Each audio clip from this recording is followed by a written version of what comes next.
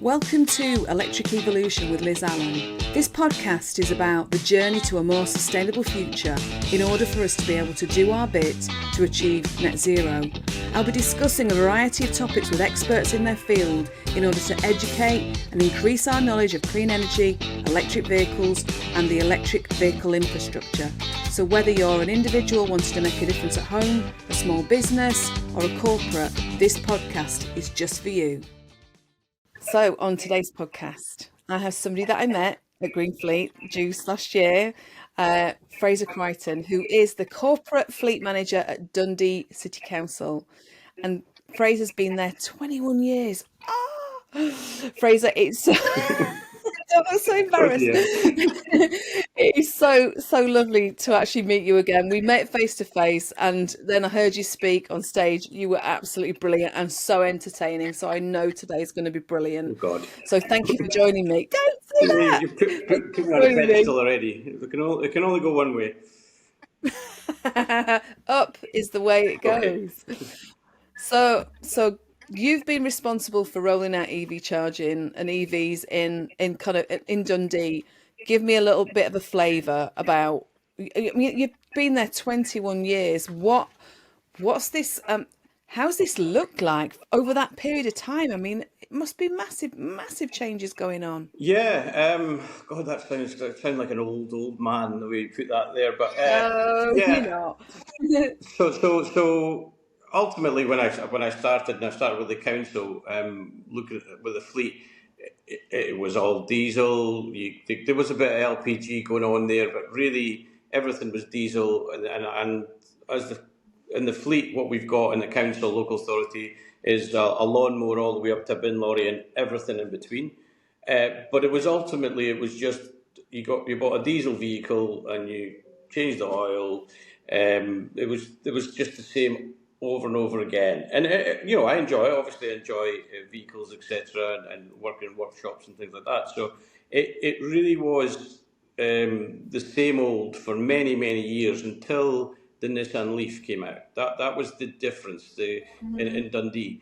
It coincided with, when I talk about this all the time, it coincided with me going to an air quality meeting on Dundee, and I talked about all the time. Dundee has got this unique topography where it's 8 miles by 5 miles and there's 150,000 people crammed into it. So at the time, as we discussed, I had a very young family. I had four children. That stuck in your, one of these moments that sticks in your head, going home at night going, my God, my kids are grown up in this. I've also got this electric vehicle. I wonder what this is going to do. So it just was one of these things, or what they call a light bulb moment, and I thought, there's something in this. Let's go. So honestly, they thought that I was crazy all those years ago. I mean, they really did it. What's this guy putting this electric vehicle and this charger on a wall way back then? But it worked for Dundee because, as I just said, it's quite a small city. So even though the range was quite limited in those days, it still worked. And slowly but surely, you started going, right, we're going to go 4, I'll try 8, etc. But then you go, right, the conversation that I had with the air quality girl was that this is the whole city. The whole city is affected by this. So at that point, it was realising that we need to do this in a holistic way. I use that word all the time because it's true. If you try and you do start off small, but then when you start looking at it and going, how can I affect various areas when I don't even have any vehicles going into those areas? So that's when you start talking to the NHS, the fire brigade, the police services, all the different sectors and private businesses to start going, right, what is the city, what does it look like? So you're having to try and get in your, what does this look like? And then in 2018, we were lucky enough to get a grant from the UK government of 1.2 million. It doesn't sound a lot these days, but it was a bit more then. And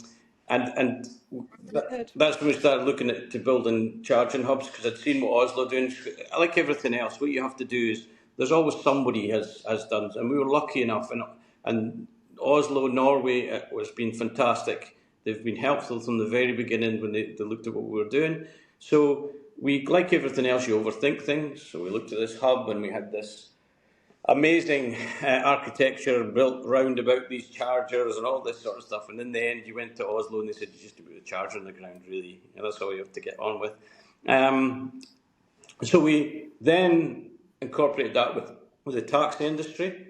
So where are they going to be charging? Because in the end, lots of people need them at home. So it then built up. We looked at 3 charging stations across the city, and then that's when, as I said earlier on, that's when you started thinking, wait a minute, we're going to need a lot of electricity here. For all these vehicles, etc. So at that point was when we started saying, right, where are we going to get the energy to actually charge all these vehicles, all these taxis, all the bin lorries that I've got here. So at that point, we looked at solar, and then you start looking at resilience of battery storage. So that was way back in 2018. And when I talk about this now, I genuinely, when we look at projects of a certain size, the first thing I look at is energy. Is where is the energy coming from? Where can we get renewable energies into this? Once we've got the energy, can we make sure that there's enough energy to expand? So yes, we're going to put in 5 rapid chargers, but we maybe could need 10. So we need to get the capacity right. Then you start to talk about the actual physically the chargers, what you're going to put in the ground, and then I think about the vehicles right at the end.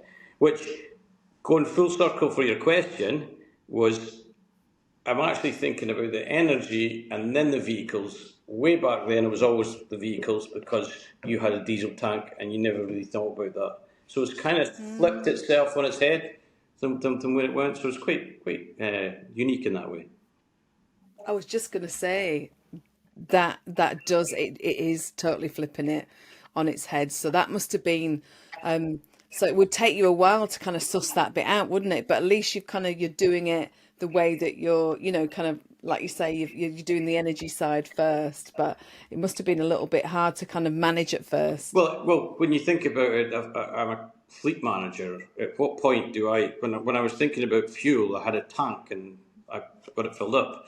That's all really it consisted of. Now you're dealing with buildings, you're dealing with DNOs, SSEs of this world, putting in once you're starting and you're metering it, and then you're trying to understand how the whole thing connects up. So it's certainly gone into a different sector than I ever was in. And it's quite a jungle out there, as anybody that knows in the EV world, trying to grapple with all these different things. But again, if something like that doesn't get you out of your bed in the morning, what would? So it really, as you can hear, I'm enthused by it because you're going up, because you don't really know that, again, part of the excitement of it all is the technology, the change, the constant change. Because the minute you start thinking, look at me, I've got a hub in Dundee, somebody comes along and says, see that's a 50 kilowatt. I've got one that's 250. And the cars that are coming are going to take it. So you've got a load of rubbish there. And, it's constantly evolving, and you've got to constantly try and keep ahead of it. But exciting. It is that the whole thing is just the innovation, it is really exciting and kind of just gives you a buzz, excuse the pun. I was going to say what different so can you give me some examples? I know you've talked a little bit about this, but give me some examples of the projects that you've either rolled out, because you've kind of said about the hubs, and the types of vehicles that you're looking at for these different projects. I know you were talking about this at Greenfleet, weren't you? You were talking about HGVs and all sorts of different electrified vehicles. Yeah, so going back there, the something that's really nailed on, and I'm sure I've listened to many of your podcasts, and it repeats itself, is cars and vans. They're pretty solid. I get annoyed when I hear somebody going, "Oh, I just don't want to get an electric car. They don't work," or "I don't want to get an electric van." They could probably make a case on financial grounds, but it's on cars and vans just now. It's all about when you get the infrastructure to provide that. We should really, certainly all local authorities should go down the road of cars and vans. Once you start moving into the bigger stuff, it's classically more challenging. We've got electric bin lorries at the site that I'm talking from. Now, just talking about evolution and the different ways that technology moves on. Now, we've got these bin lorries have got 5 packs of Nissan Leaf batteries in them. So that it works out as 300 kilowatts in each bin lorry. So my theory behind that was that I would then put a 150 kilowatt charger in, so that it would charge it very quickly and we could get a turnover really quickly. And then what happened was, because they all talk to each other and because it's the first battery that you charge, you can only charge it at 44 kilowatts.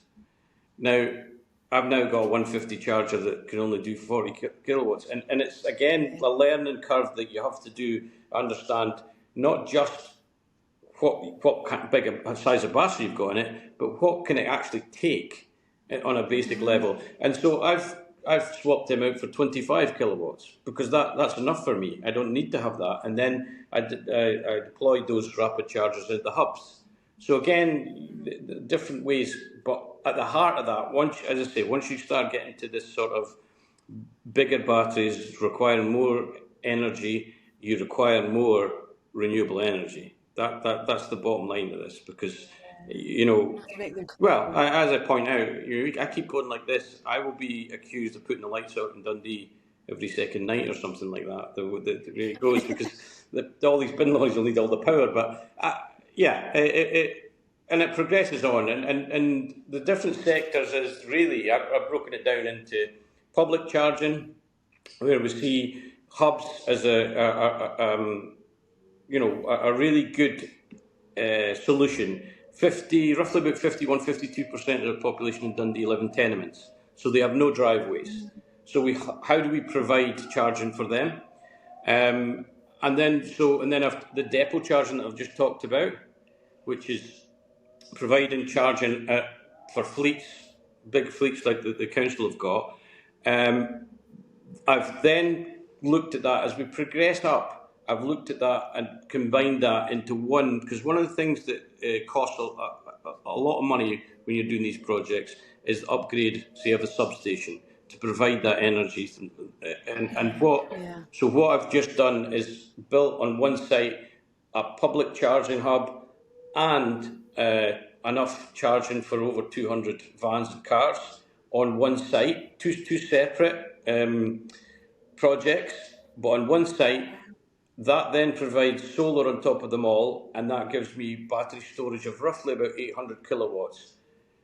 Because as you evolve in this sort of story here, I on that site, and some people could say stupidity, I decided to say no more diesel. Diesel's bad, electric good. Yeah. And I took out the diesel tanks. I ripped the diesel tanks out. I don't remember if I told you this in Greenfleet. Well, I took the diesel tanks out, and then somebody pointed out that the diesel in the tanks was resilience for the city. So when if there's a fuel strike, then they had to come to that site to get the fire engines and the ambulances all filled up. And I went, obviously I've thought of this. Why wouldn't you think so? So therefore, the battery storage is disconnected energy we use. We've got 2 big storage containers for that, 800 kilowatts. Because and the classic example is that I changed all our Meals on Wheels vans to electric. So all the Meals on Wheels that go around to all the old folk providing meals, they're all in electric vans. Now, if I don't have that resilience, if I don't have that electricity stored up from the solar, then I'm going to have a lot of disgruntled old people not getting their hot dinners. So therefore, we've got X amount of priority vehicles such as that, and we've got this energy. I think I might have to get slightly more energy over the city over the years for all the fire engines, etc. But that gives you an idea of what you've got to do, and it's not just put a charger in when you're talking about a holistically city. You've got to be starting to think about storage of this electricity, and for a better word, just bunkering that fuel somewhere so that if it does, because electricity, we've had it here 2 years ago. I think it was about 200,000 people lost for a week up the east coast of Scotland because of one of the storms. And as we've seen today, there's lots more storms coming up. So we need to make sure that we're ready for this sort of thing. And finally, we've introduced, and we've been working on this for a while, on residential charging. So we're looking at areas and saying, well, we can't just build all these big hubs everywhere. There have to be slower charger done on the streets, on certain areas and car parks, etc. So our solution that we worked with through Innovate UK, which was a fantastic project, was pop-up chargers. So I think you saw the pictures where they lay dormant in the pavements when they're not being used. You get the app and they come out of the ground when you engage them and charge, and obviously when you're not using them, back into the ground they go. So it tackles so many things like there's two complete opposite sides to this. You've got vandalism, pretty difficult to vandalise a charger if it's in the ground. You've also got, in certain areas, affluent areas, where you've got local residents saying, I don't want that horrible looking thing in the ground, sticking out of the ground. So you've got kind of both sides of it. And another huge benefit is if it does break down, you take 4 bolts off the top, engineer comes out, puts the new one in, takes the old one out, and it's working again. So it's a really exciting project that we're doing just now. So love that. And then we've got, I'm jumping everywhere, as I said I would.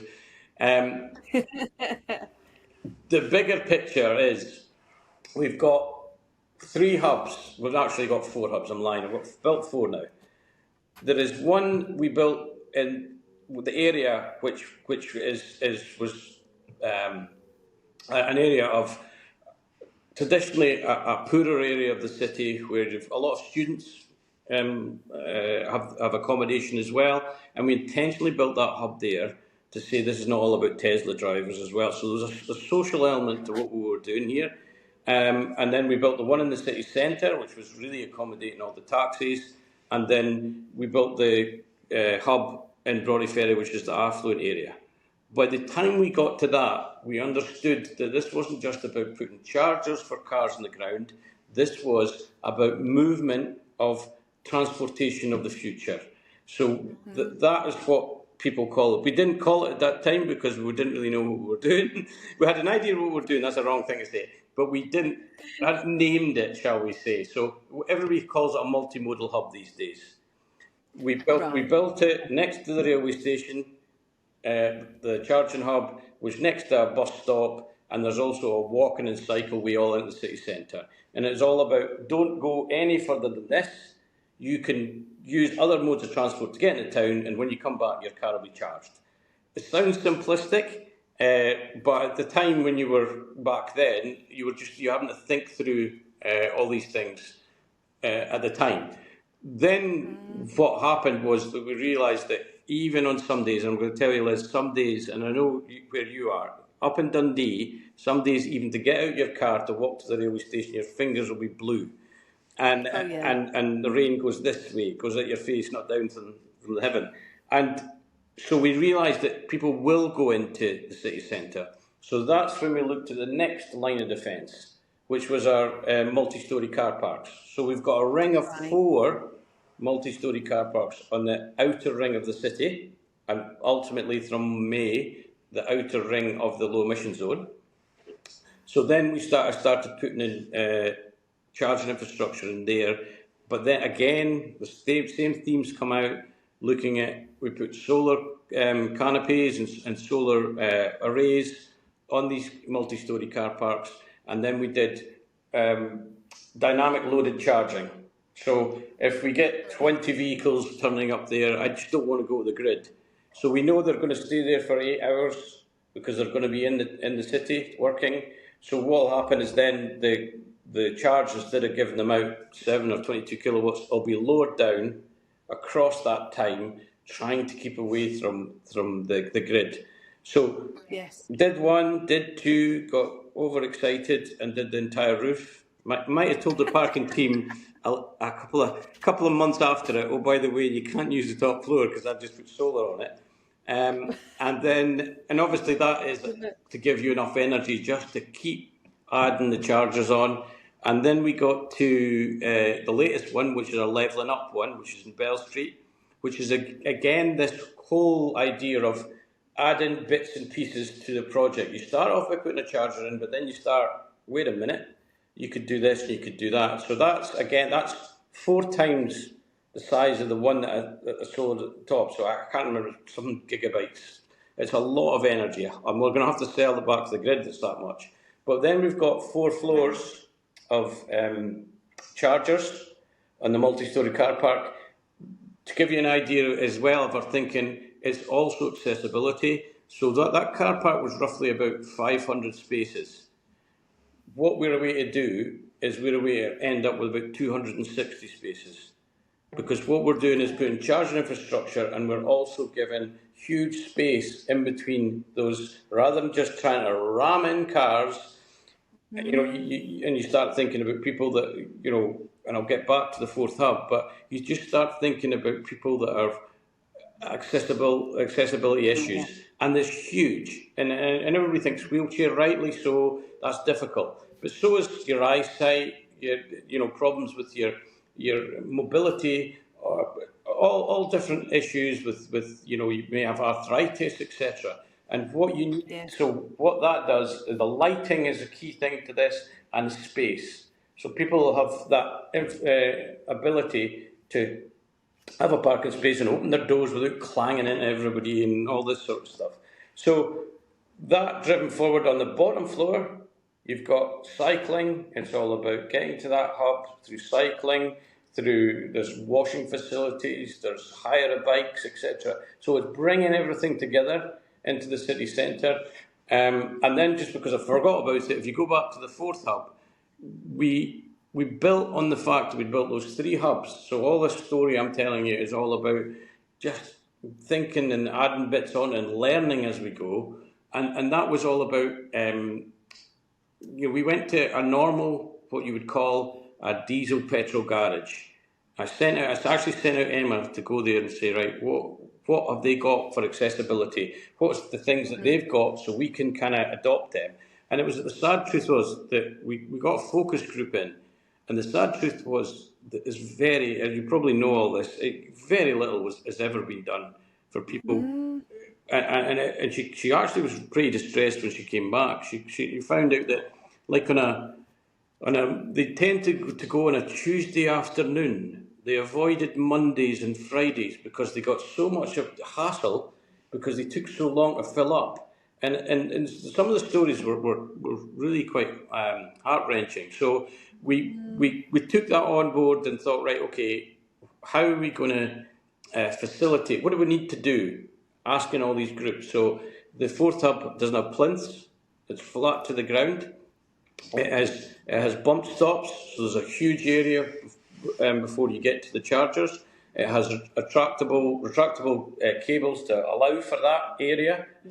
And lighting as well was another key element to it. And it was just thinking through all these different things to try and get, obviously it's never going to be 100%, but it's a start.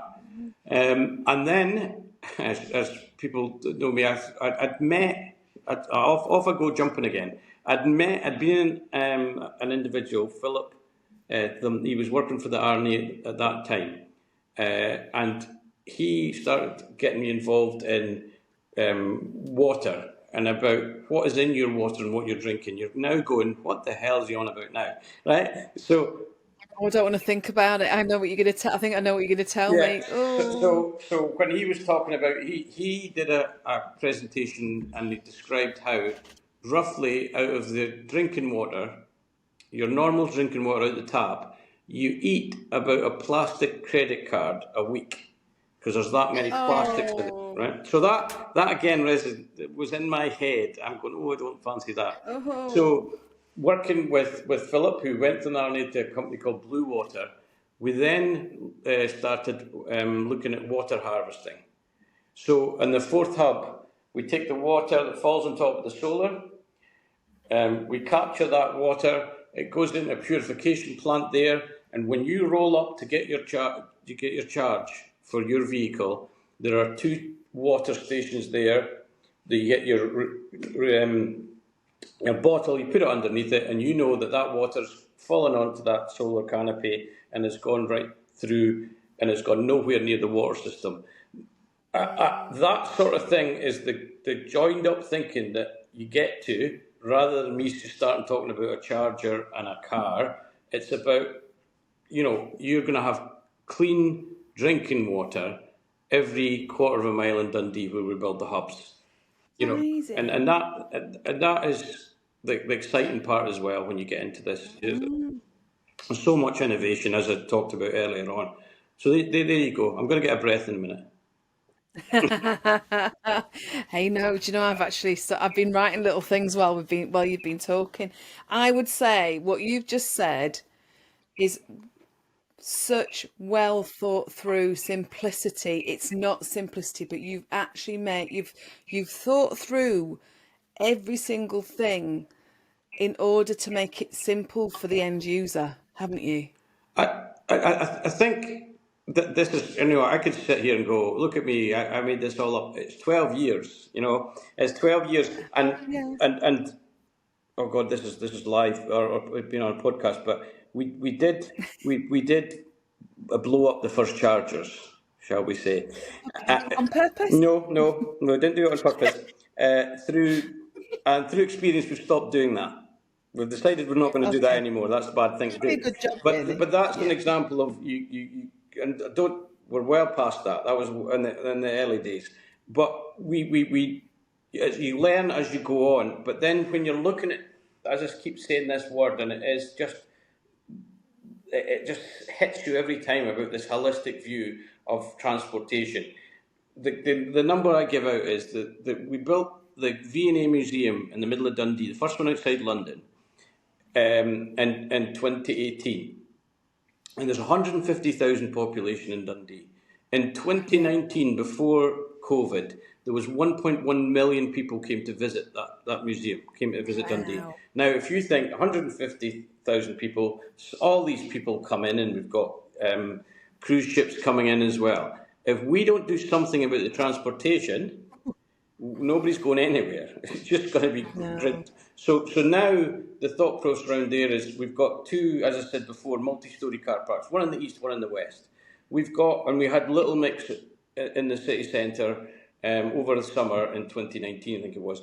Now, you can then go thinking about parking and charging as a solution. So you can quite quickly put on people's app, if you go to the east car park, it's going to be 5 times what it normally is a tariff, because we don't want anybody going there. But if you go to the one on the other end of the city, you get it free.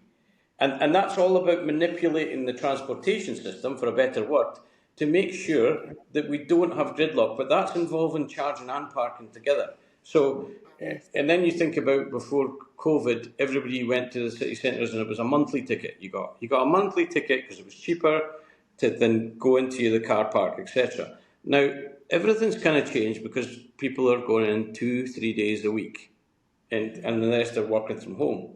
So now you're saying, right, how's that affected that? Nobody's going to get a monthly ticket. So now you start thinking about getting credits. So you'll give you credits to charge and park, and that's what you'll buy. So you're always everything's changing, and you're always having to adapt to it. But it's exciting. It's like you think yourself, right, I've got to think this through, how this has evolved and how we change it. And then when we talk about the hubs, the multi-storey hubs, what we want is ultimately at night, during the day, you want people to charge there, as I said, but at night, what you want to do is make it advantageous for them to use those chargers as opposed to any other ones, and go to those the ones, and all the people that live in the city centre to be using the multi-storey car parks. And that's starting to get about getting cars out of the streets, out of your city centre. So again, charging is not just about, in my world, it's not just about I need to charge cars up. It's about the transportation as a whole.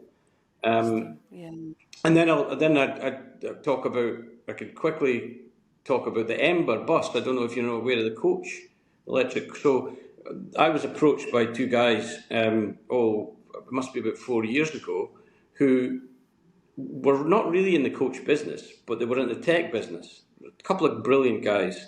And they said, look, we want to start up a electric coach company. And I'm going, okay, right, that sounds good. And they goes, we want to do it from, first of all, Dundee to Edinburgh. And he goes, we've been to Edinburgh, but they're a bit shy on digging up Princess Street. As you could imagine, after what happened. Yes. And I don't criticise Edinburgh in any way, but for what happened. So obviously I had built Green Market. I'll go back to what I said. I'd put capacity in there for future. So they said, look, we want to run coaches from Dundee to Edinburgh. We want to charge £7.50 as opposed to the £30, £35 train. Would you be able to facilitate us by putting in some big 150 rapid chargers? And I went, well, let's go for it. Let's see what we can do here. Now they have their big thing is, and I'm sure it's the same where you are. We've got obviously these big pockets of urban areas, and then a huge amount of rural areas. And what we've seen over the years is a coach will go from Dundee to Edinburgh, Dundee to Glasgow direct, missing out all these villages and all these small towns. Boom. What these guys had done, not only were they bringing in pure electric coaches, but they were also bringing in the app, the booking service that said, if you're in a rural area, we will come and pick you up. You will book it, we'll look it on the app, so we'll go from Dundee to Edinburgh, but we'll stop off at Kinross because we know somebody is needing to lift it. But if nobody books it, they'll just keep going. So it really is, again, what I'm talking about there is I've provided charging infrastructure, but these guys are off. They allowed these guys to go and get electric buses and start the whole journey. They're up to, I think they just bought 26 coaches, and they're running to Glasgow. I think they've got I can't remember how many. So many times a day they're running now, and it's a really good story from just me having provided electricity there and going along with it. Again, it's a private-public sort of collaboration to try and get over some of the hurdles that exist for, say, transportation and coaches and things like that. So, as you can hear, just things start to evolve. I've had a lot of cookie stuff that you're thinking, oh no, we're not doing that. But when you get some of those projects, it as you can hear, it really enthuses you to take things forward. So have there been any other local authorities that have taken up that kind of, what you've just said about the public-private kind of offer with the electric coaches, or is it just up in Dundee? I mean, I haven't. they need to replicate this, don't they? So Liz, the key of this is people. I'm sure you get individuals, as I say. Pierce came along I think they'd set up a company in Edinburgh, an IT company. They had no qualifications to run a coach. You're sitting there and this guy, but you just knew the way he was talking to you that wasn't an obstacle. I'll go and do my exams. I'll go and get my whatever. I'll go and get a license. You just knew that this guy was going to be able to do it, and off they ran. So I honestly, if you come off this and go, it's called Ember Coaches.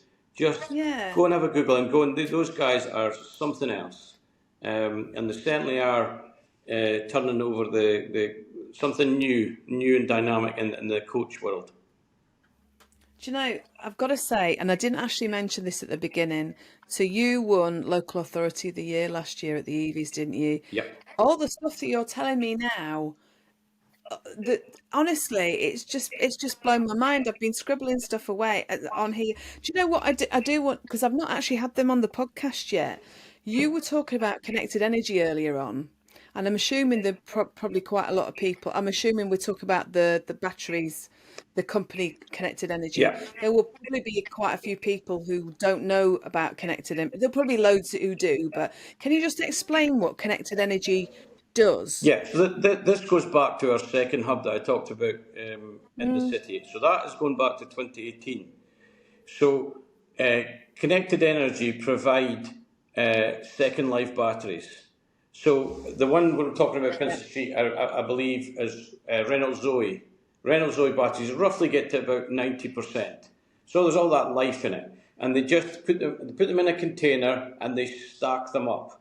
So the solar during the day generates X amount of energy that's stored. I think the one at Princess Street, which was the proof concept, is roughly, it's about 90 kilowatts it can store. It's the proof concept. But ultimately, what you've got is, on Princess Street, you've got a high usage from the taxi industry. So that we've got 220 or 30 taxis, pure electric, in the city. So they will come along, normally in the summertime, they'll come along at 9 o'clock after they've done school runs or school contracts, and they'll go and charge up at Princess Street. That is when your electricity is going to cost you the most, at that sort of peak times. Now the solar generated and was saved up in these batteries, connected energy batteries, the day before. So at that point, the system goes, right, do you know what? We'll give that energy to all these taxis that are charging up because it's cheaper. We produced it from the sun. That's where we're going to go because the tariffs are so high at this time of day. So you move on from that. In the winter time right now, what happens is they do that school run, but they come in earlier. They'll come in about an hour earlier in the winter time because obviously the batteries need that energy. They're using more of it because in the winter. Now, after a couple of days, the algorithms in the system goes, wait a minute, the pool's now 8 o'clock, not 9 o'clock. I'm going to give this energy at 8 o'clock now rather than 9 o'clock, and it's always thinking in its head when it's going to do it. So you've got this storage, but also you've got this intelligence of saying, when's the most advantageous time to give that energy to the vehicles that are coming to charge. So we work with them at Princess Street, and then up at our depot, the one I talked about, the fourth hub and the depot altogether, which has got about 5 solar canopies all over it. We've got 2 of those big units there for storing. A fantastic company to work for. I must admit, they've if you know any of them from Connected Energy, you know that they're and I get partnership is something that I go on to. I in order to do this journey, which is going to take us 25, 30, 40 years, you need to make sure that you're working with partners and not people that are in to just go, there's some charges, see you later, or there's some energy, goodbye.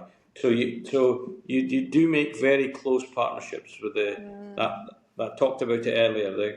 It's a funny bedfellow, private and local authorities together, but I think when it works really well. It sounds it, honestly. And I was listening to you saying about I recognised who the couple of the companies that you were talking about, because you were saying about the pop-up charger, which I know is Urban Fox, isn't it? So the CEO's been on the podcast, and also the solar car parks. I'm assuming that's kind of a company like 3TI, is it? No, we work with Swarco for that because they've got. Of course, Swarco. Yeah, and it's a very close connection with Swarco that because way back when we started, I met you probably know Justin and Meyer. Now Justin Meyer, I met him way back right at the start of the 12-year journey, and he and I started kind of working together way back then, and I think where it benefited, I think Swarco as a company benefited just as much using Dundee and all the different things I've talked about as Dundee learned of doing it. So it was a two-way learning curve that both companies came together, and I haven't even touched on it, the fact that we then went out to the region. So I touched on about this rural thing. So again, I'll be off on another one. So when we started getting the taxis involved, to get the taxis involved, we changed policy. So we put policies in place for encouragement. We never said you have to go electric. We said we'll put in different measures so that you can go, that encourages you to go electric. And one of the questions that was asked in the taxi industry, because they're some guys, the taxi, love them a bit. But one of the things is I taxi test here at this facility for not just Dundee, but for also Angus, that do the taxi test to keep on the road. And one of the things that they talked about when they came in was, what if I get a fare to London? They always used to say. And I always used to say, do you ever get a fare to London? And they would reply, no. And I went, okay. But the point was, I'm not confined to Dundee. We've got it. So at that point, we started going, right, we've got to do this regionally as well. So we contacted our three local authorities round about us and said, look, we've got funding. You will ultimately own the units, but we'll put them in for you. And then at that point, we called them dumbbells. And we put them in. So what you've got, again, thinking this way, is you've got taxis who got to take people for dialysis and things like that to all the local hospitals around about you. So we thought, right, we're going to have to put in charging infrastructure into these hospitals that matches up with the ones in Dundee. And that's why we kind of called them dumbbells. And that took us out to, if you know Scotland too well, Dunkeld, Pitlochry, Arbroath, Perth, all those hospitals, and we started putting charging infrastructure into them, and that's how it grows. And trying to grow the rural aspect of it. We're the urban hub, but you can't just ignore all these people on the outskirts, or all you'll end up with people saying, well, I don't have charging facilities out here, I'm going to just get my diesel vehicle, and if I go into Dundee, well, so be it. So we had to start thinking this regionally to try and open it up as well. So that's hitting taxis, electric taxis, it's hitting patients, people and getting into vehicles, and it's hitting infrastructure in the rural areas. But beyond, the best thing I can say about getting involved in trying to get your taxi fleet to go electric is the first thing that all taxi drivers say in this country is they talk about the weather. They all do. The second thing they do in Dundee is, what do you think of my electric car? Isn't it great? And when it comes up, when it's not the local authority, when it's not me, some of EV evangelists coming out with all this sort of stuff, when it's actually your taxi driver taking you home at night, that it starts to go in people's cogs. I'm speaking to the taxi driver like you. He says that electric vehicle. Those are the things that little nuggets like that make a difference that you kind of maybe not think at the time. And then going back to the electric vehicle, the taxi, sorry, we've got a flat fee. We'll go for it. It's 70 quid for doing a taxi test. So you think to yourself, right, now got all these electric taxis going in there. We don't have to check the oil. We don't have to do a emissions test because it's an electric vehicle. So I said, right, we'll take a £10 off the fee. Right? Now we took a £10 off the fee, and the place went a wee bit crazy. Fraser Crichton's got against combustible engines. How should he? And I thought, oh God, what have I done now? And you think about it, it's £10 fare. It's a couple of, in the morning, it's 2 trips, and they've made their tenner. So it's not great. But the public latched onto that and went, what's wrong with that in the local paper? Why wouldn't it be? That's a good idea. We've got electric. And again, when you make those sort of decisions of doing things like that, you don't realise that it's those small little things that can make such a difference in transitioning over. And the public then got it. Just while I'm on that, the one I always use is the guy. So we'll have these focus groups and they come in. And the one that's always stuck with me is this guy goes, should I keep a can of electricity in my boot? Right? Now, there was two bits to that. I love that. Oh my God. There was 2 bits to that. I thought, please God, don't do that. But then I thought, you can see the theory behind that. There is theory behind that. I have to put fuel in there, and I've got to have electricity. But then you realise, we really need. We're really in a position where we need to make sure that we are engaging with our local taxpayers to just not pile ahead. Everything I've told you today, there's certain communities that still don't, in Dundee, still go, well, what's that got to do with me? What are they actually doing? And it's a constant communication to say, come with us, please come with us and join us in the journey. And they'll challenge you. I think we talked before we came on air about winning that award at the EVs Award, and we Yes. were, and Paul were, we had a few drinks to celebrate, shall we say, as a Scotsman, and we were so happy with ourselves. And then 12 hours later, I got this call when I was back at work to say that a guy, we were putting in some pop-up chargers, wanted to see us. He was not happy about the situation, and he was very distraught, etc. And then I just got in the car and said, let's just go up and see this guy. And we sat there after winning this award thinking we were great, and this guy was basically saying, I've lived in my community all my life, and the council has just romped up outside here and put a charger, just starting to dig in a charger, and I don't know anything about it. You just ignored me, and that even though it's 12 years in, it just showed me the importance of this engagement, please. We then litter dropped, then we explained it to what we're doing, that it was for the future, etc., and why we're doing it, and it just re-emphasising the issue about making sure that the public know, you're people who pay my wages, why we're doing, and yeah, people will still argue we think we're doing the wrong thing and wasting money and all this sort of stuff. But if you don't have that conversation, you're never going to, get across this bigger vision that I've been talking about. And all they're going to be doing is they're going to be reading, and I'm sorry, I'm going to name it, like the Daily Mail or the Telegraph or the Sun or somewhere like that. I'm not saying that everybody in Dundee reads them, but they might be watching GB News, or they might be, they're literally collecting FUD, if not, aren't they? That fear, uncertainty, and doubt. And actually, we need to get away from that. And I think you're right. If we can if there's more, so I would say, if there's any other local councils, actually local authorities listening, seriously get communicating, because I think if they're doing stuff like you are, Fraser, and actually, even if, yes, that guy was a little bit peeved, wasn't he? And and you went, but you physically went to see him to kind of calm him down. And I'm sure he kind of, once he realised that actually that might have been a mistake, and sorry, we kind of should have communicated more, then actually, you changed what you were doing. And I don't know what other local authorities are doing, but in order for us to reduce this amount of FUD that's out there, they've got to be doing stuff like you are.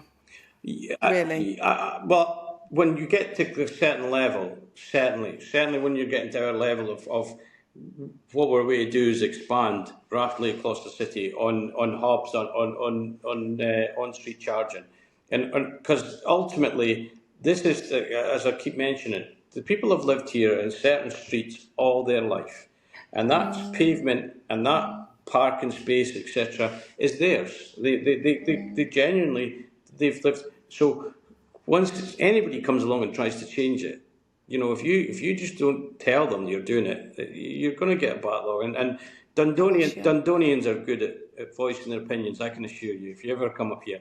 Back to your point on the newspapers, I'm in that camp of, I read it and think, what are you talking about, and what's your agenda, and all that sort of stuff. Absolutely that. I Yeah. openly would tell us journalists, please come up to Dundee. I will show you all round what I've talked about and more, and showing you how it works. And yes, there are difficulties, and yes, at times, we've got to keep ahead of the game for the amount of people bringing in EVs. But you read about it and say they don't work. You just come to Dundee and tell me they don't work, because people will not be getting their bins emptied. People will not be getting their Meals on Wheels, as I talked about, if they don't work. So I would ask them to come up here, and quite happy to take some of the bad points, but to say that they don't work and they blow up and they this, that, and the next thing, utter nonsense. So I'm in your camp. Yeah, it's ridiculous, and we've got to counter it in a big way this year. 2024 has got to be the year for us countering all that FUD. We've got stop, kind of stop burning stuff off, stop BS, whatever you want to call it. We've got that campaign that has been championed by Quentin Wilson and Robert Llewellyn, and kind of the fully charged team that's behind it. But actually, that's one portion, isn't it, really? It's got to be all of us that, to show them, just like you said, come and see all this, because how could they argue it? It's quite frustrating because at times we can be in a bubble in this industry. We'll just meet the same people. We're talking all the time, and we're in this world. But you got organisations, as you say, like Green Fleet. You've got organised Fleet News. People like they get this, right, and the industry gets it. They'll change to whatever way the politics is coming in. They have to change, but they've known this change is on the way for a long time. I find the whole, and I think everyone was talking about it down at Greenfleet.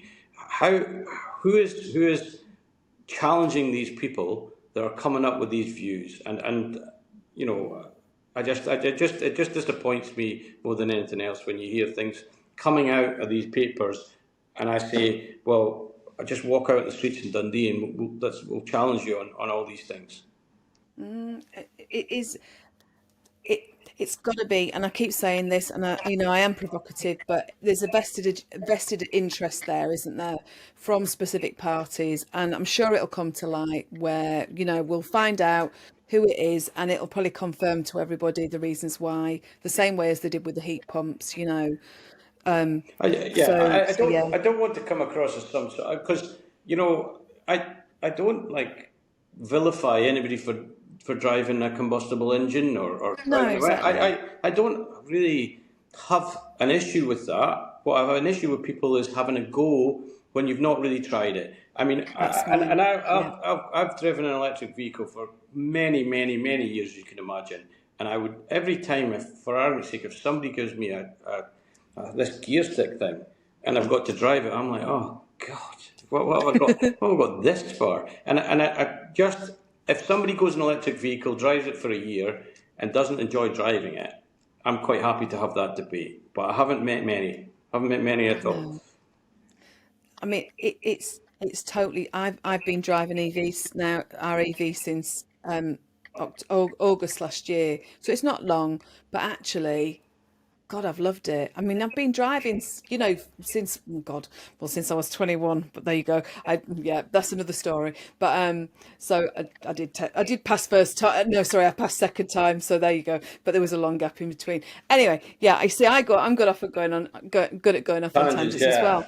I've got to put this one out, and because maybe you'll have local authorities listening to this.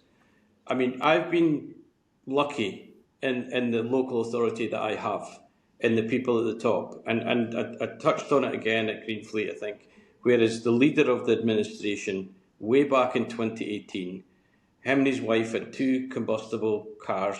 He traded them in and got a second-hand Nissan Leaf. And he went into the local paper, into the Courier, and said, got a photo shoot at the hub, the second hub, Princess Street, and said, I've gone to EVs, this is the future, follow me. Now, if you have that trust and that, some authority from the top, coming down to you, John Alexander's coming to me, what are you doing next? What are you doing next? You've got the councillors going, pushing you forward in a positive way going forward. That is gold dust for me. That allows me to do all the things that I've talked about, because it just takes the council to turn around, the elected members to turn around and say, you're not spending your money on that, you're not doing this, you're not doing that. But they have seen it from far. So I've been very, very lucky. But that wasn't everybody. So I remember speaking way back at the beginning about somebody said to me, and no other words said, if that stuff that you're doing goes pear-shaped, bye-bye, we'll see you later. And then you roll that on about 3 years later, and that same person turned around to me and said, what are you doing with the grass, city grass in the city centre? And I'm going, oh my God, you're now expecting me to cut the grass? And they said, you're not going to be cutting that grass with a combustible engine, are you? And that's the change that is made. And of course, I had to go rushing out and going, have you got an electric mower? Have you got anything that can cut it? Big things like this. And now we have electric trimmers, the mowers are electric, all the ones in the city centre. And that's the change that can happen over time when things evolve. So even, I would say, as a local authority, as a manager or officer, if you're coming up against the classic barriers, persevere, keep going, because Yes.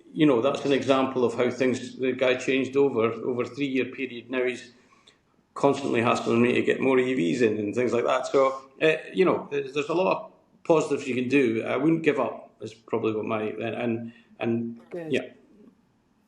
And actually, you kind of you already answered my question. That was what I was going to ask you about. What other local authorities should be doing. So actually, the conversation itself, I hope and I think that there will be plenty of local authorities tuning into this episode, and actually those that are tuning in, please, this is me specifically asking you to share it with other local authorities or people in the local authorities that you work with, and listen to Fraser and what he's saying, because actually this is gold dust, this stuff. And yes, but I would also say there are other local authorities.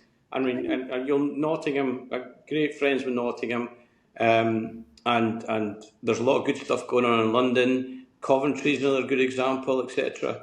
I mean, there's a lot of people out there doing this, and it's certainly the difference between when I started and now it's like night and day. However, all I would say is that I don't have everything right, as I said before, but if you're ever interested to come up to Dundee, I'm more than happy to show you around, because I pick up just as much from other local authorities coming up here because I haven't got everything right. To be honest, the hubs we're talking, as I said before, Norway, we looked at that. The on-street stuff, the Barcelona Council were working on something, and I thought, well, that would work. So you always pick up. Doesn't matter what council comes up, there's always something. We had the pop-up charger thing was Plymouth. When I was down at Plymouth there, they put one of the first chargers on a harbour for charging boats, for charging electric boat. You see, and I'm sitting there going, we've got a harbour, we could probably do that, etc. And so you're always learning when you go to different places or you come up here. But we've got a thing in April. We're having a couple of days for the new launch of more pop-up chargers, the next evolution of the pop-up chargers that we're putting in the ground. So that's going to be open to all to come up, and once we get a date, I'll try and get as many media to come up, and not only will we show you the pop chargers, I'll try and show everybody everything I've talked about here today. Fantastic.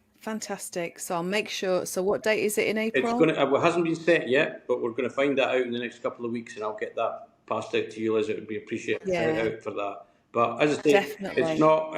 You don't have to worry. You don't have to come up and put a charger in the ground and sweep the streets around like that. It's purely to come up and have a look, and the hospitality of Dundee will be everybody. I'd love it. I was actually thinking, I think me and my husband came up years ago we stayed in Dundee, and it was beautiful. Oh, it's totally changed by all recognition now. I mean, there's a £1.1 billion 30-year investment going into the city. So there's a lot of things, moving parts and changing it. Not just what I'm doing in EV. There's so much going on in Dundee, and obviously it's my city, and obviously I'm telling everybody to come up. But genuinely, I'd love to see anybody who wants to come up, and then invite me back to down. I'm looking forward to going back to Halifax. I go back to Eureka and Halifax. I love that. But the kids will tell you I loved it more than they did.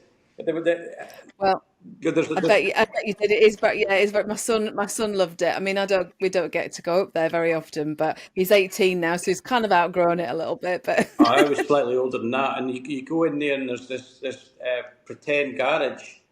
Yes, you couldn't get me out of there. So they've got a green lorry in there, haven't they? You couldn't get me out of there. And then when I went to the pretend shopping, we've moved on to something else now. But that's a good place to go. Gives me Eureka. Absolutely. Eureka is a very good place to go. So if anybody's interested, Halifax, Hopefully there's chargers there. Hopefully there's chargers there. So if anybody's listening, we won't make get chargers. We won't make any contact. Yeah, we won't make any comments, should I say, about Calderdale Council. No. But anyway, there you go. Like I say, I'm not that much in. Yeah, Reading Council. Yes, I do know more about. But yes, but listen, Fraser, it's been an absolute joy talking to you. Like I say, I know that everybody watching and listening are just, it's just the stuff that you've done is just fantastic. So I just want to say thank you ever so much for joining me. It's been absolutely brilliant. Well, I'm going to put the shout out for you, Liz. I said it before. Your podcast is the most genuine podcast I've ever listened to. I think you come across as who you are, and I think it's absolutely brilliant. So I would advise everybody to keep watching you because I've really enjoyed watching your podcasts. Oh, you're an absolute star. Thank you very much. Welcome. I'm not very good at listening to compliments. Thank you. Okay. I really appreciate it. So, Fraser, thank you ever so much. And I'm going to say to everybody else watching and listening, I shall see you next time. Bye-bye. Yes, bye. Bye. Thanks for watching this episode of Electric Evolution.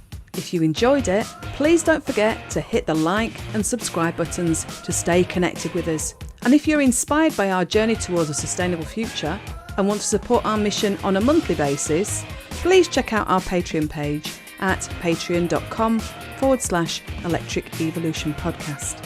Your support really helps us to bring the latest insights and discussions in the world of clean energy, electric vehicles, electric vehicle charging and sustainability to you. If a regular subscription isn't what you're looking for, you can always consider buying us a coffee. Just head over to www.buymeacoffee.com/Electric Evolution Podcast. Every cup helps us to keep the electric evolution moving forwards. And if you're curious about our work in the EV infrastructure sector at Full Circle Continuous Improvement, why not visit us at www.fullcircleci.co.uk to find out more. And if you want to send me a message, you can always email me on liz@fullcircleci.co.uk. And finally, please don't forget to share this podcast if it sparked your interest. And let's keep spreading the word about all of these topics that we're covering. So, until next time, see you soon. Bye.